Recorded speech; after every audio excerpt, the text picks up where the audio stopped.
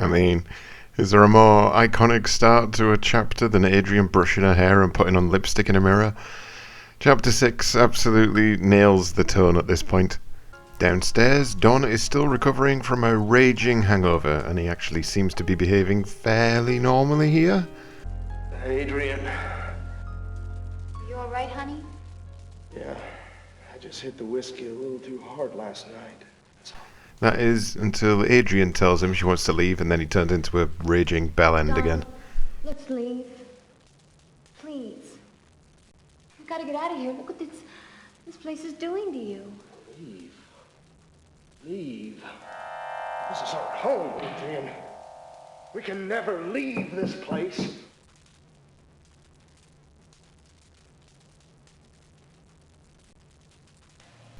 Uh-oh, what's this? Spaz the cat's collar. It was Don who killed the cat after all!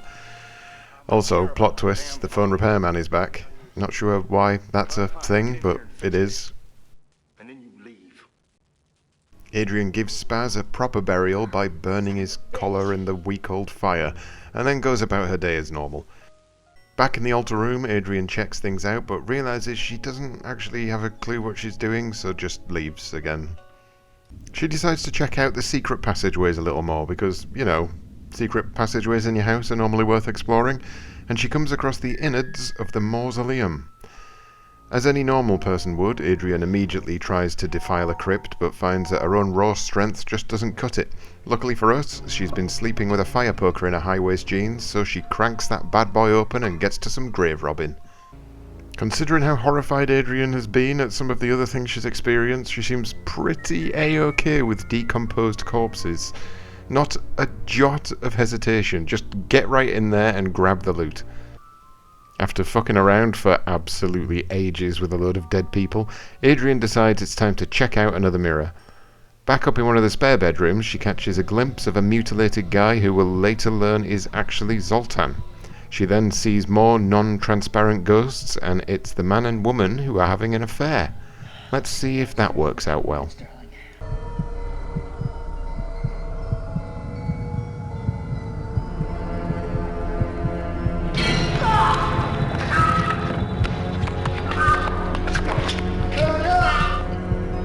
Nope.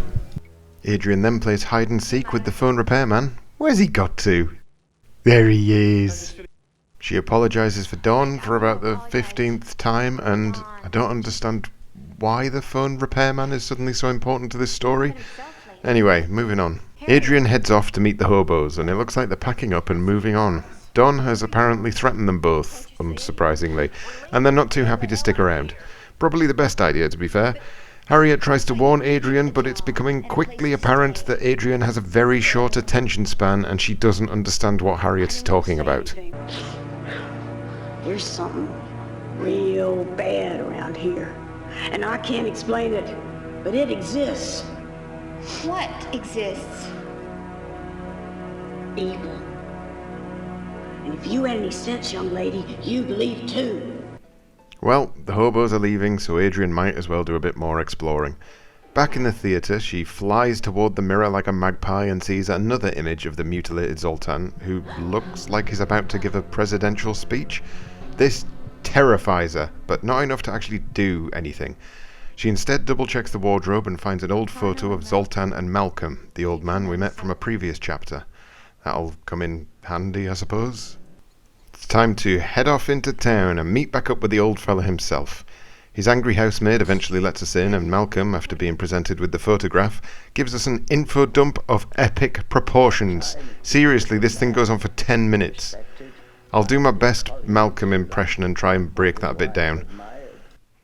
You unleashed a demon that I locked in a box, and you need to try and put it back in that box. Zoltan got possessed by it, and he went fucking mental.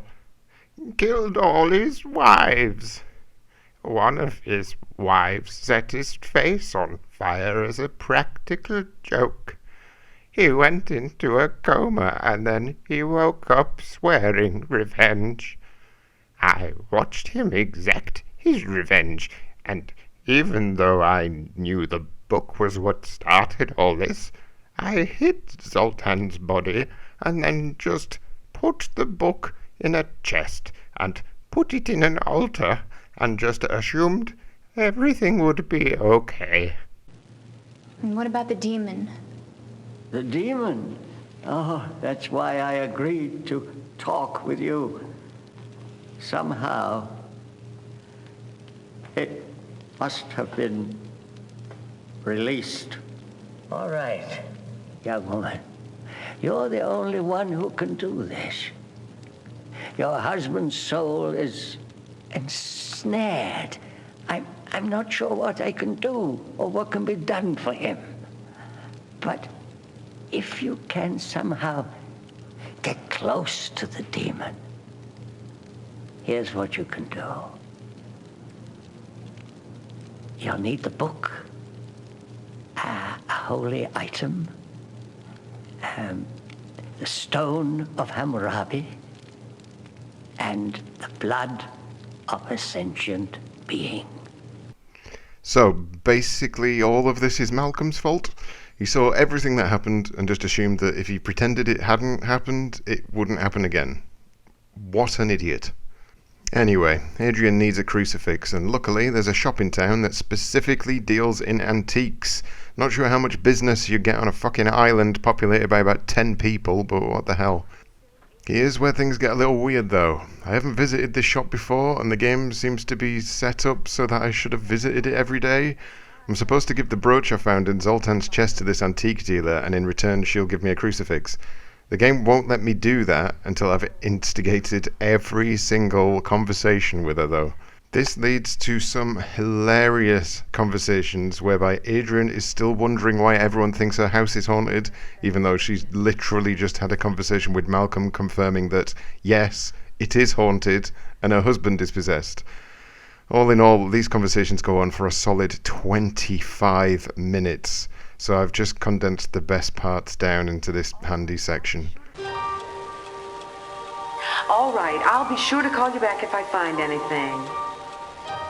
You're welcome. Goodbye. Ma'am? Yes? Hi, I'm Adrienne Delaney.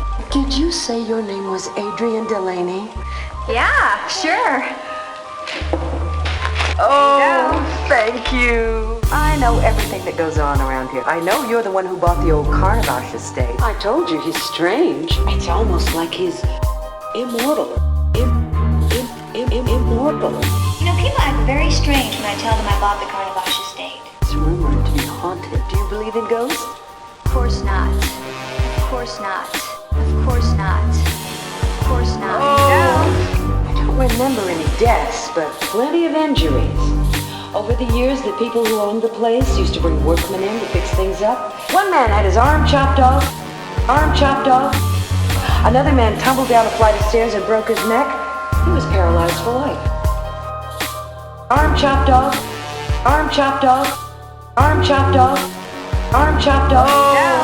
What, does anybody at all live in the house before us? It just seemed to sit there and be handed down. Father to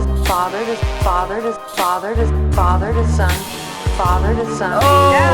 I'm very curious about Carno.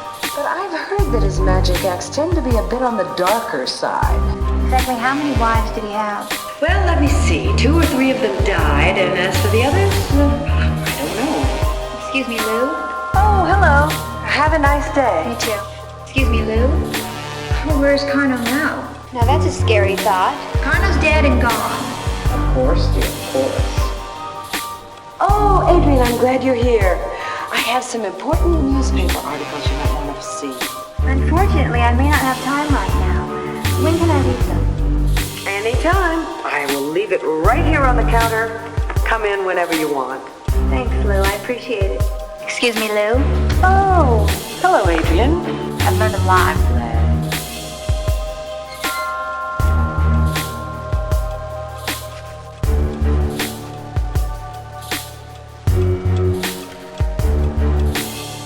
Oh, thank you.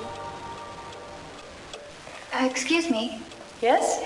You know that beautiful crucifix in the display case over there? Yes. I was wondering how much you're asking for it. It is a lovely piece, isn't it? Yes.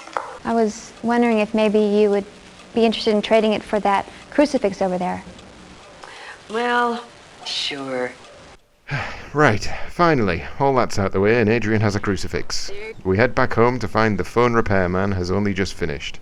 I've no idea what's taken him so long. It could be the fact there's no port in the wall that would allow a phone to be installed, but who knows. The phone repairman leaves and it's now time to prepare yourself for the greatest acting of all time.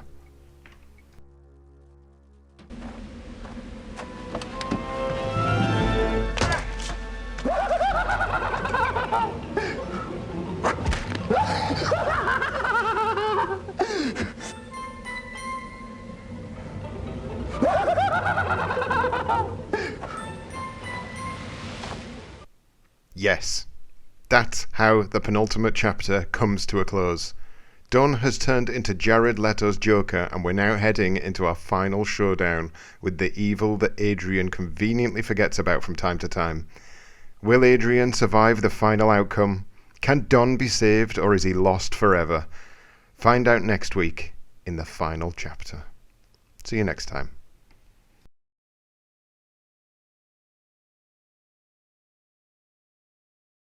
Oh, thank you.